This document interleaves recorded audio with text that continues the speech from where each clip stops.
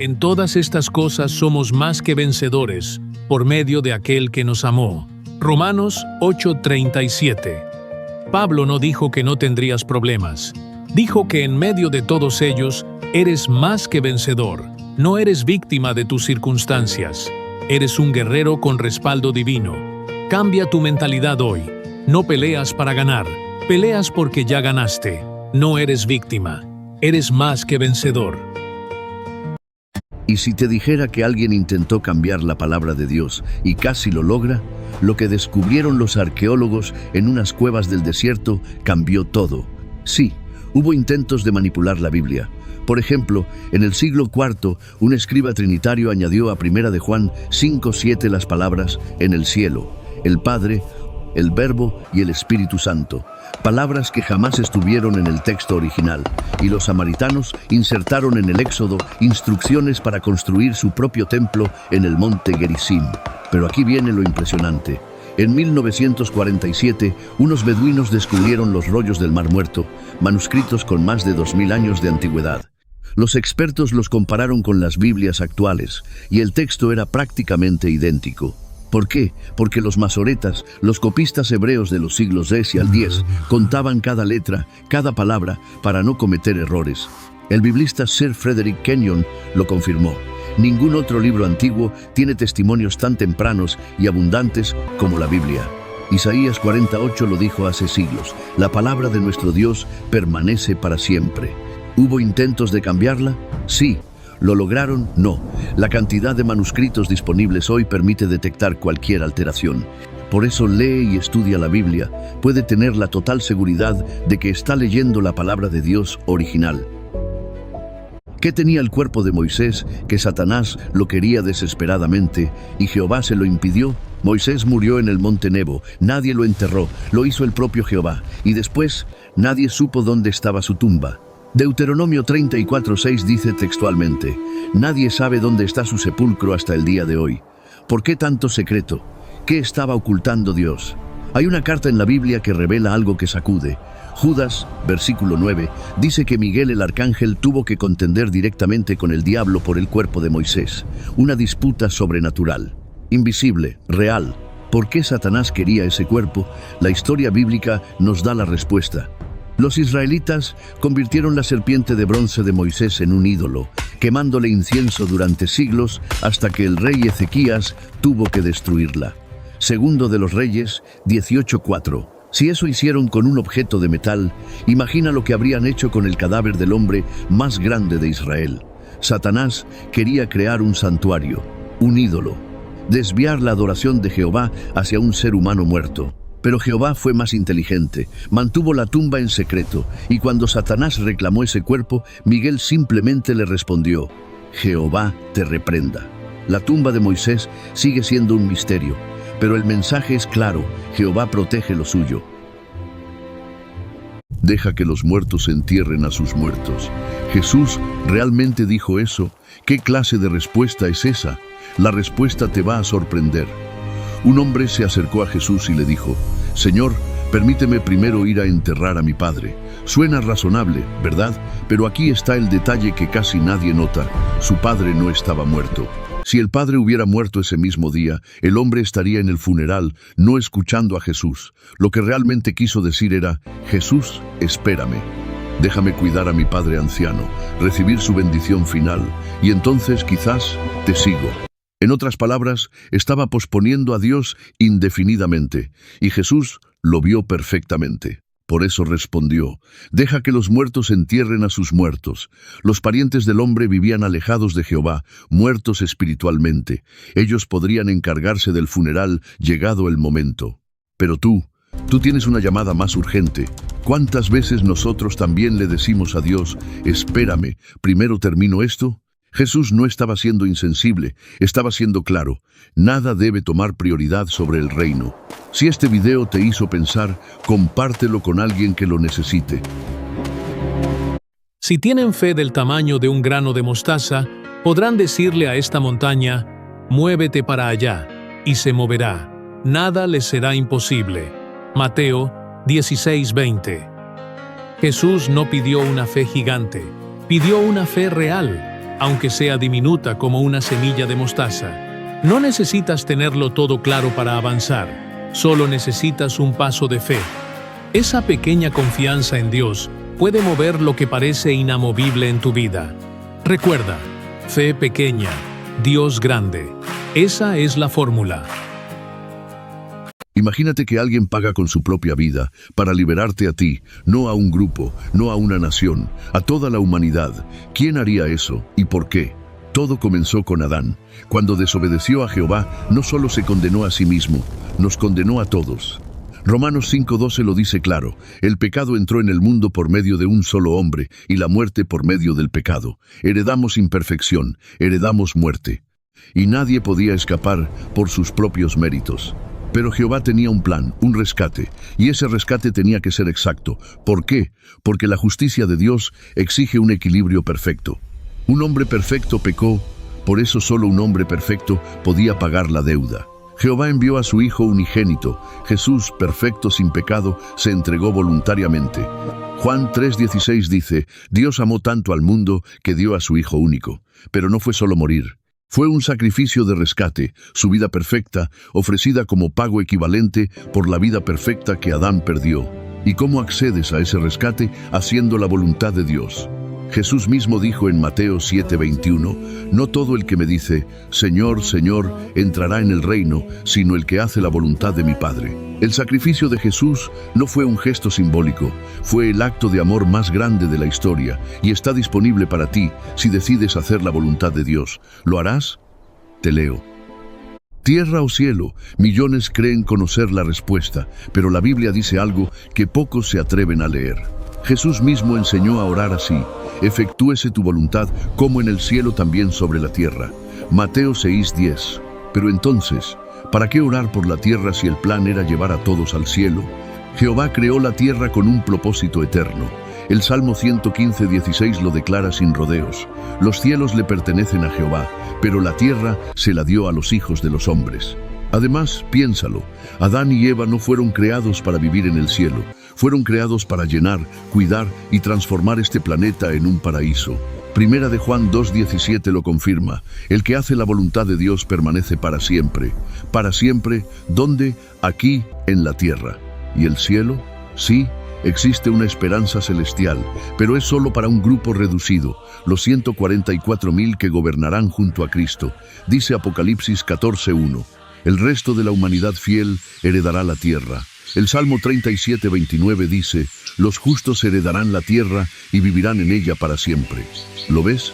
No es una fantasía, es el propósito original de Jehová, una tierra paradisíaca, sin muerte, sin dolor, sin lágrimas. Lo dice la Biblia en Apocalipsis 21:3-4.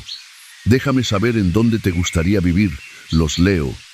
¿Sabías que podrías estar practicando idolatría sin darte cuenta? Espera, antes de que cierres este video, déjame explicarte algo que puede cambiar tu perspectiva completamente. Cuando escuchas idolatría, quizás piensas en estatuas de oro o templos antiguos, pero la Biblia en 1 de Juan 5:21 dice claramente: guárdense de los ídolos. ¿Y sabes qué? Un ídolo no es solo una imagen de madera o piedra. La idolatría es adorar cualquier cosa o persona aparte de Jehová. Puede ser tu trabajo, el dinero, la fama en redes sociales, incluso tu propio ego. Si algo ocupa el lugar que le corresponde solo a Dios en tu vida, eso es idolatría. Mira este ejemplo poderoso. 3 jóvenes hebreos, Sadrac, Mesac y Abednego, prefirieron morir quemados antes que inclinarse ante una estatua de oro.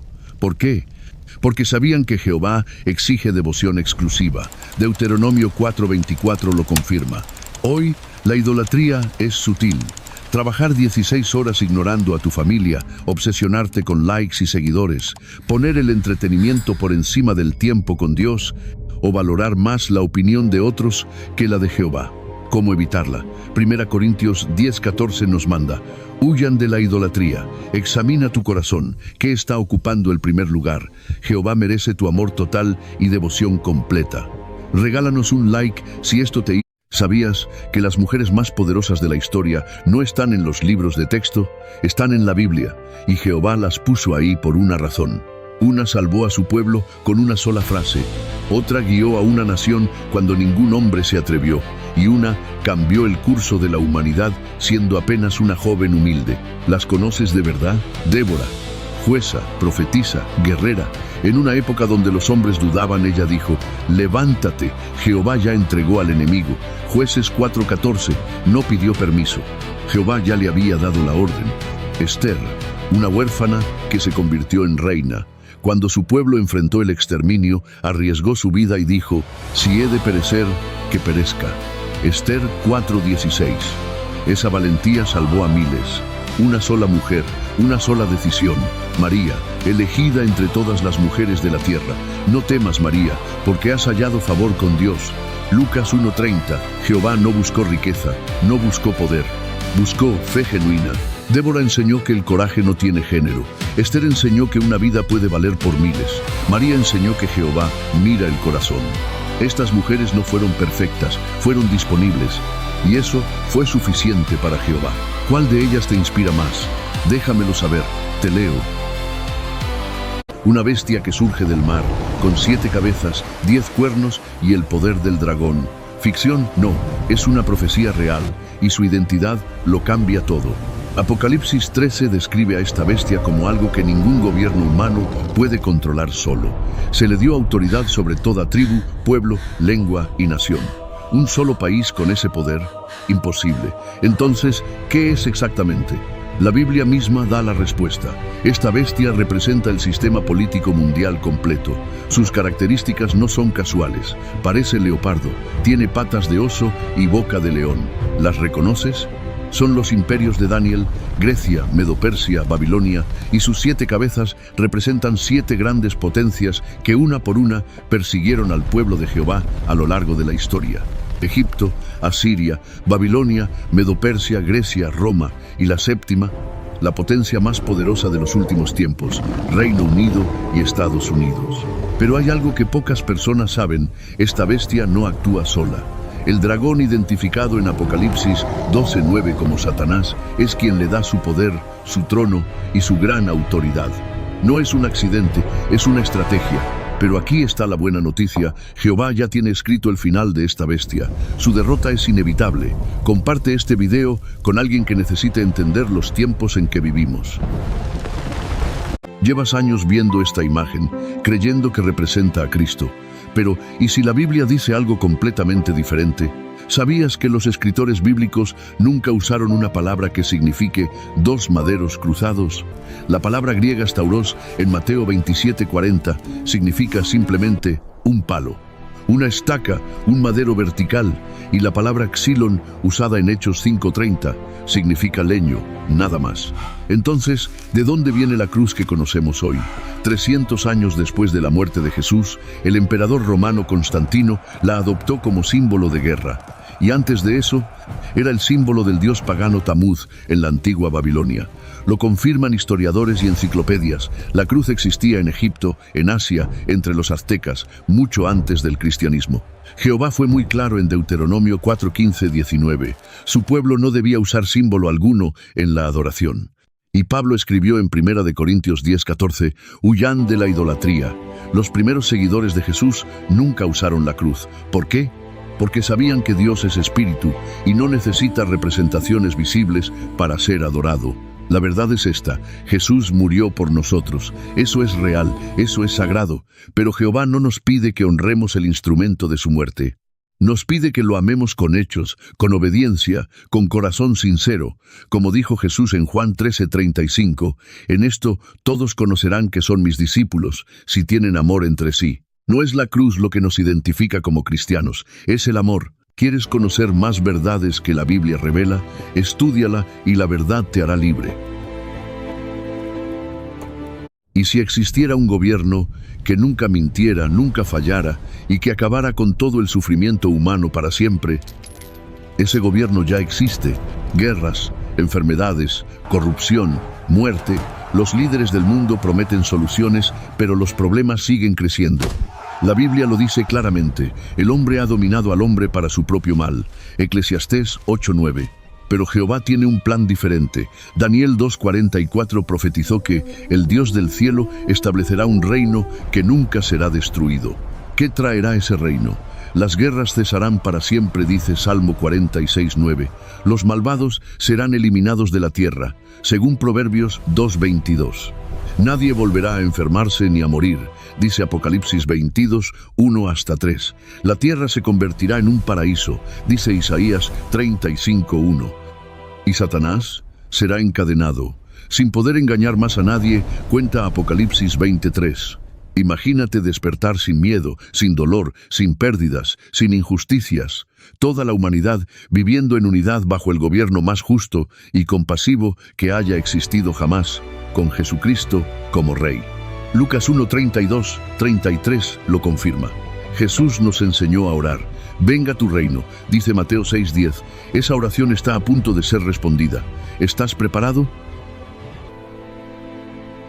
¿Sabías que millones esperan ver a Cristo descender del cielo con sus ojos? Pero la Biblia revela algo completamente diferente. Prepárate porque lo que estás a punto de descubrir cambiará tu perspectiva para siempre. Según las Escrituras, Cristo no regresará con cuerpo humano. ¿Te sorprende? Escucha esto. Primera de Timoteo 6:1-6 dice que Jesús mora en luz inaccesible a quien ninguno de los hombres puede ver. Entonces, ¿cómo vendrá? Cristo fue resucitado como espíritu y ascendió al cielo. Cuando Apocalipsis 1:7 dice, todo ojo lo verá, no habla de verlo literalmente, sino de percibir su presencia. Así como dices, ya veo, cuando entiendes algo, la humanidad percibirá que Cristo está actuando como Rey invisible. ¿Para qué viene? Para juzgar a las naciones. Mateo 25 describe cómo separará a las personas como ovejas y cabras. Viene con sus ángeles para eliminar la maldad, establecer el reino de Dios y convertir la tierra en un paraíso donde resucitará a los muertos. Las señales están aquí: guerras, terremotos, pestilencias. Jesús dijo que estas cosas marcarían su presencia. No se trata de buscarlo en el cielo, sino de reconocer las evidencias de que ya está actuando. La pregunta no es si vendrá, sino, ¿estás preparado para reconocer su presencia? Todo lo que te pasa, ¿ya estaba escrito? Mucha gente cree que Dios controla cada detalle de su vida, que si perdiste ese trabajo, fue su voluntad, que si sufriste esa pérdida, Él lo decidió. Pero, ¿y si la Biblia dice algo completamente diferente? Jehová es todopoderoso, eso es un hecho. Pero, y esto te va a sorprender, la Biblia dice que Él no usa ese poder para controlarlo todo. ¿Por qué? Porque desde el principio nos creó a su imagen. Génesis 1:26. Y eso significa algo enorme. Nos dio libre albedrío, la capacidad de elegir, de decidir, a diferencia de los animales que actúan por instinto. Nosotros podemos razonar, amar y escoger nuestro propio camino. Entonces, piénsalo, tendría sentido que Jehová dijera, escoge la vida, escucha mi voz. Deuteronomio 30:19. Si de todas formas ya hubiera decidido todo por ti, eso no sería amor, sería manipulación. La Biblia es clara: lo que el hombre siembre, eso también segará. Gálatas 6:7. Tu destino no está sellado, tu futuro no es una trampa. Jehová no es el autor de tus tragedias. Él te invita, te guía, pero la decisión es tuya. Así que la pregunta no es, ¿controla Dios mi destino? La pregunta real es, ¿qué harás tú con la libertad que Él te dio? Hay un libro tan antiguo que contiene el nombre de Jehová casi 1800 veces. Un libro que Jesús mismo llamó indispensable. ¿Lo conoces? Se llama la Torá, una palabra hebrea Torá que significa dirección, enseñanza o ley. Así lo confirma Proverbios 3:1. Y son nada más y nada menos que los 5 primeros libros de la Biblia: Génesis, Éxodo, Levítico, Números y Deuteronomio. ¿Quién la escribió? Moisés. Por eso también se la llama el libro de la ley de Moisés. Josué 8:31. Originalmente era un solo volumen. Jehová mismo le ordenó, escríbete estas palabras. Éxodo 34:27. Pero ¿cuál era el corazón de toda esa ley? Jesús lo resumió en un solo versículo. Tienes que amar a Jehová tu Dios con todo tu corazón, con toda tu alma y con toda tu fuerza. Deuteronomio 6:5. ¿Qué está escrito en este libro? Básicamente la historia de la creación de la humanidad, los acontecimientos del pueblo de Israel hasta la muerte de Moisés, las normas de la ley de Moisés y el nombre divino que aparece 1800 veces. La Torá no era eterna por sí misma. Jeremías 31:31 ya anunciaba que Jehová la reemplazaría con un nuevo pacto, y así fue con la muerte de Jesucristo. Pero su propósito nunca cambió, guiarnos hacia Dios. ¿Y a ti, cuál de los 5 libros de la Torá impacta más tu vida? Dicen que la Biblia se contradice, y si te dijera que los que lo afirman casi nunca la han leído. Mira este ejemplo. Mateo dice que un oficial del ejército fue personalmente a pedirle ayuda a Jesús, pero Lucas dice que envió representantes. ¿Contradicción? No. Cuando un alcalde construye una carretera, lo hizo él o sus obreros. Ambos tienen razón. ¿Y qué hay de Génesis, que dice que Dios descansó de su obra? Pero Jesús en Juan 5:17 dice que su Padre sigue trabajando. Contradicción aparente. La realidad. Génesis habla del descanso de la creación material. Jesús habla de la guía y el cuidado continuo de Jehová hacia la humanidad. Dos cosas distintas. ¿Sabes cuál es el verdadero problema? No es la Biblia, somos nosotros. Citar versículos fuera de contexto, ignorar las costumbres antiguas o usar traducciones inexactas, eso crea fantasmas de contradicciones que no existen. Como dice Proverbios 18:13, responder antes de escuchar es una tontería y una humillación. 40 escritores, 1600 años, pescadores, reyes, médicos, todos sin conocerse y todos contando la misma historia, el propósito de Jehová de restaurar la humanidad. Eso no es coincidencia, eso es coherencia divina. La Biblia no se contradice, solo espera que la leas. Bestias aterradoras, guerras, plagas. ¿Realmente es eso lo que quiere decirte el libro de Apocalipsis? Lo que estás a punto de descubrir va a cambiarte la perspectiva para siempre.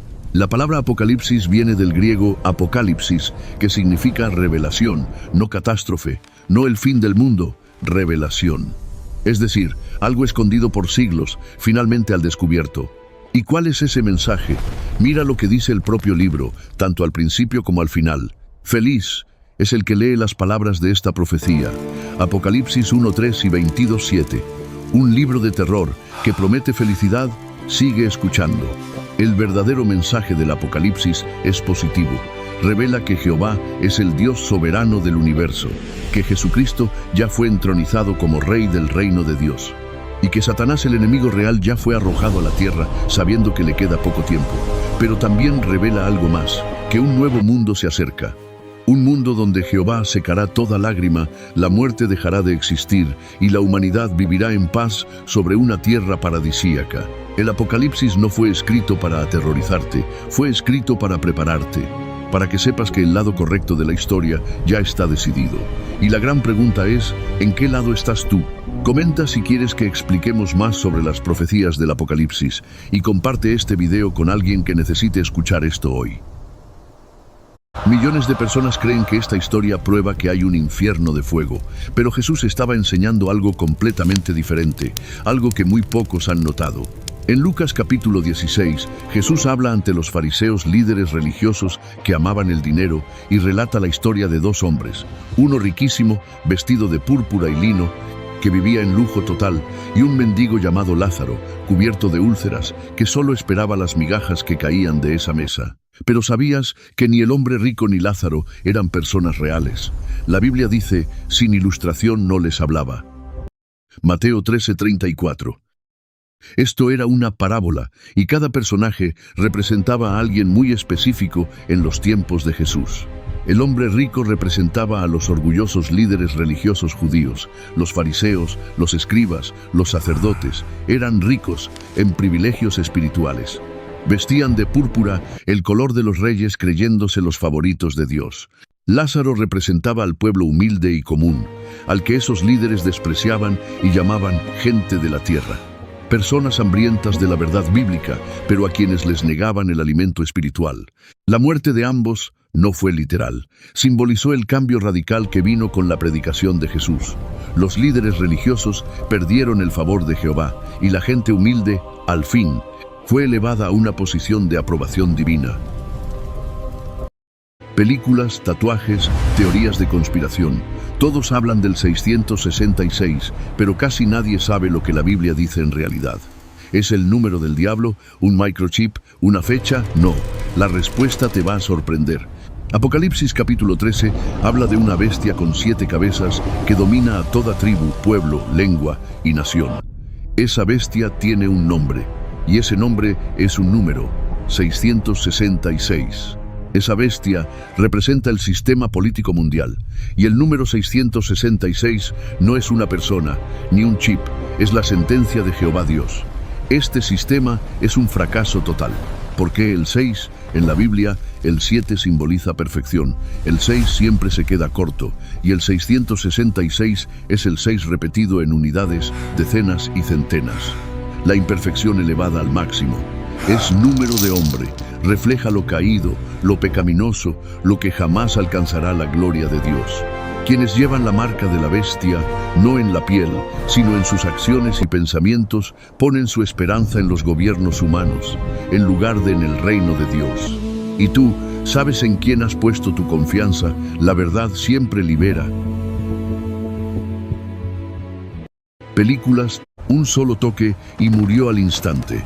¿Qué tenía el arca del pacto que hacía que tocarla fuera una sentencia de muerte? La respuesta te dejará sin aliento. Sucedió que los bueyes tropezaron mientras transportaban el arca. Usa, con buenas intenciones, extendió su mano para estabilizarla. Pero en ese momento, la ira de Dios se encendió. Usa cayó muerto junto al arca. ¿Por qué algo tan drástico? Aquí está lo que muchos ignoran. El arca no era un objeto común, era el trono terrenal de Dios. Contenía las tablas de la ley, el maná del cielo y la vara de Aarón. Dios había dado instrucciones específicas en Números 4. Solo los levitas podían transportarla, usando varas especiales sin tocarla jamás. Tocar el arca sin autorización no era solo desobediencia, era profanar lo más sagrado. Era cruzar el límite entre lo humano y lo divino sin preparación. Dios había establecido un orden. La santidad no se trata con familiaridad. Ni siquiera las buenas intenciones justifican ignorar sus mandamientos. Esto nos enseña algo poderoso hoy. Dios es amoroso, pero también es santo. No podemos acercarnos a Él de cualquier manera. Por eso envió a Jesús, nuestro único mediador. El arca nos recuerda, respeta lo sagrado, obedece sus instrucciones, porque su santidad no es negociable. Millones oran diciendo, Señor, Altísimo, pero ¿sabías que Dios tiene un nombre específico y que ese nombre no es Jesús? Durante siglos, muchas personas han confundido a Jesús con Dios mismo, pero la Biblia es sorprendentemente clara al respecto. Jesús nunca dijo, yo soy Dios. Al contrario, en Juan 17:3 él mismo oró así, que te conozcan a ti, el único Dios verdadero, y a Jesucristo, a quien tú enviaste. ¿Lo notaste? Jesús separó su propia identidad de la de su Padre. Entonces, ¿cuál es el nombre real de Dios?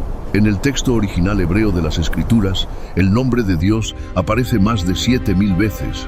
Representado por 4 letras hebreas, YHWH, lo que en español se pronuncia Jehová. Ese nombre fue tan suprimido a lo largo del tiempo que muchas Biblias lo sustituyeron por Señor o Dios. Pero el Salmo 83:18 lo declara con fuerza. Para que la gente sepa que tú, cuyo nombre es Jehová, eres el Altísimo sobre toda la tierra.